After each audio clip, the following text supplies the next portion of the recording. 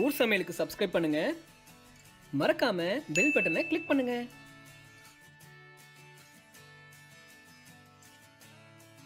வணக்கம் நேயர்களே, welcome back ஊர் சமையல். இன்னைக்கு நாம அமெரிக்காவில் கிடைக்கக்கூடிய திலாப்பியா மீனை வச்சு தமிழ்நாட்டில் உள்ள கிராமங்களில் செய்யற அரச்சுவிட்ட மீன் குழம்பு தான் செய்ய போறோம். அதை நாம இப்போ எப்படி செய்யலாம்னு பார்க்கலாமா?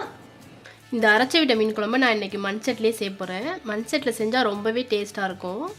இப்போ நாம் இதுக்கு ஒரு மசாலா ரெடி பண்ண போகிறோம். அதுக்கு தேவையான பொருட்களாம் நாம் இப்போ வறுத்தெடுத்துக்கலாம். அதுக்கு 1 ஸ்பூன் போல் நல்லெண்ணெய் ஊற்றிக்கிறேன். ஒரு 1/4 ஸ்பூன் போல் வெந்தயம் போட்டுக்கிறேன். மிளகு 1 ஸ்பூன் போட்டுக்கலாம்.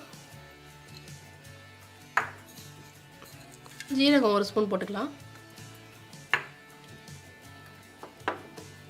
கூட ஒரு 5 பல் பூண்டு போட்டுக்கலாம்.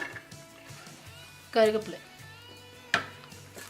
இதை போட்டு கொஞ்சம் ஒரு 2 நிமிஷம் போல் வதக்கிக்கலாம். இப்போ இது ஒரு பாதி வதங்கிடுச்சு. இப்போ நம்ம இதில் 1 கப் தனியாக போடுறேன்.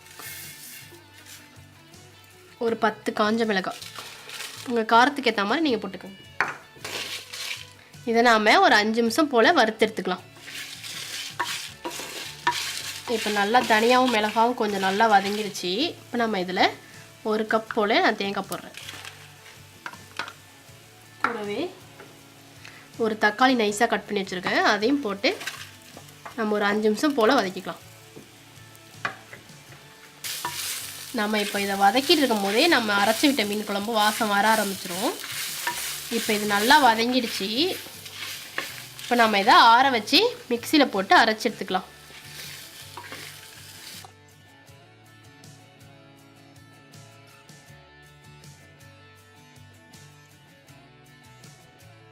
இது போல் நம்ம மையாக அரைச்சி எடுத்துக்கலாம். இப்போ நான் ஒரு லெமன் சைஸ் புளி எடுத்து ஊற வச்சுருக்கேன்.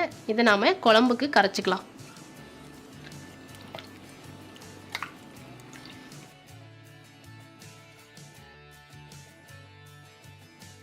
இந்த புளியை இப்போ நான் நல்லா எந்த அளவுக்கு நமக்கு குழம்பு வேணுமோ அந்த அளவுக்கு நான் கரைச்சி நல்லா எடுத்துட்டேன். ஒரு 4-5 தடவை வடிகட்டி எடுத்து வச்சுருக்கேன். இதில் நம்ம இப்போது 2 தக்காளி வேக வச்சு வச்சுருக்கேன்.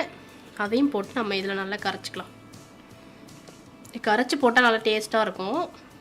உங்களுக்கு கரைக்க கஷ்டமாக இருந்துச்சுன்னா நீங்கள் வதக்கி கூட போட்டுக்கலாம்.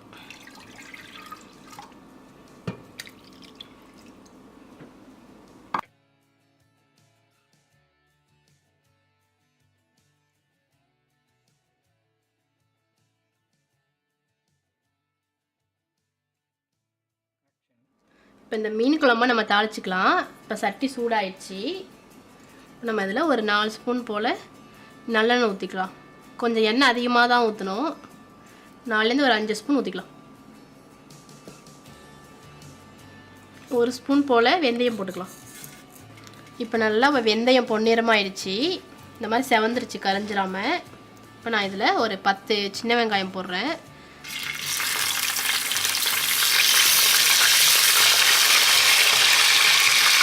ஒரு பெரிய வெங்காயம் கட் பண்ணி வச்சுருக்கேன், நைஸாக கட் பண்ணி வச்சுருக்கேன். அதையும் போட்டுக்கலாம்.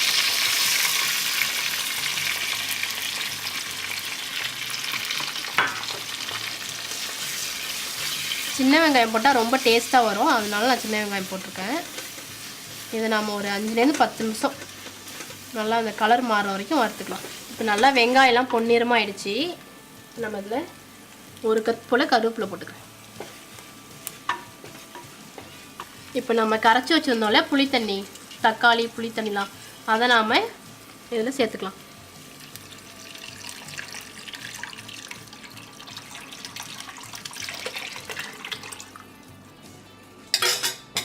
கூடவே நம்ம அரைச்சி வச்சிருந்த மசாலாவும் இதில் சேர்த்துக்கலாம்.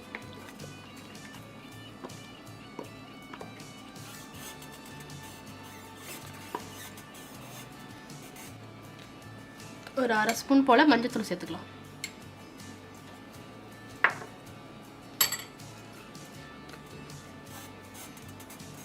எல்லாம் மிக்ஸ் பண்ணி விட்டுட்டு நாம் மூடி வச்சு கொதிக்க விடலாம்.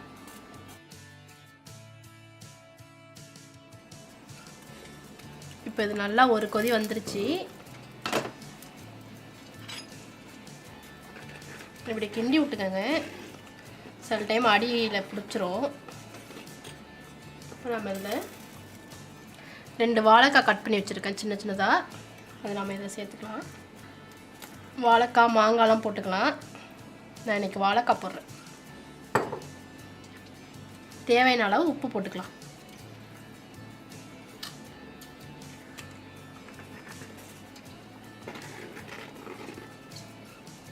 நல்லா நம்ம ஒரு 10 நிமிஷம் போல் நல்லா கொதிக்க வைக்கலாம். இது நல்லா கொதிச்சிருச்சு. இப்போ நம்ம இதில் நான் இன்றைக்கி ஒரு 1/2 கிலோ மீன் திலாப்பியா மீன் எடுத்திருக்கேன், முள் இல்லாத மீன். அதை நான் இதில் சேர்க்குறேன். உங்களுக்கு எந்த மீன் ஃபேவரட்டோ அதை கூட நீங்கள் சேர்த்துக்கலாம். நம்ம மீன் கடைசியாக தான் போடணும், அப்போ தான் அது கரைஞ்சிராமல் இருக்கும்.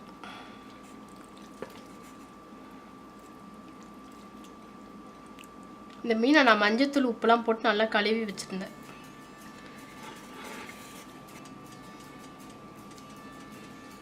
ஒரு 5 நிமிஷம் மூடி வச்சு வேக வைக்கலாம். இப்போ இது கொதிச்சிருச்சு. இந்த மீன் குழம்பு நீங்கள் வச்சோடனே சாப்பிட்றாதீங்க. இதை ஒரு 8 மணி நேரம் கழித்து சாப்பிட்டா ரொம்ப டேஸ்ட்டாக இருக்கும். அதுவும் இல்லாமல் இதை நீங்கள் ஃப்ரிட்ஜிலலாம் வைக்க தேவையில்லை. இந்த மீன் குழம்ப வெளியே கூட வச்சு 2 நாள் சாப்பிட்டா கெட்டு போகாமல் இருக்கும். அவ்வளோதான், சுவையான சூப்பரான நம்மளோட அரைச்சி விட்ட மீன் குழம்பு ரெடி. டன் டடாய். இந்த மாதிரி ஒரு மீன் குழம்பு சாப்பிட்டா நம்மள இந்த சுவை கிராமத்துக்கே கூட்டு போயிடும். நீங்களும் உங்க வீட்டில் ட்ரை பண்ணி பார்த்து உங்களோட கமெண்ட்ஸை எங்களுக்கு தெரியப்படுத்துங்க. நன்றி, வணக்கம். ஊர் சமையலுக்கு சப்ஸ்கிரைப் பண்ணுங்க, மறக்காம பெல் பட்டனை கிளிக் பண்ணுங்க.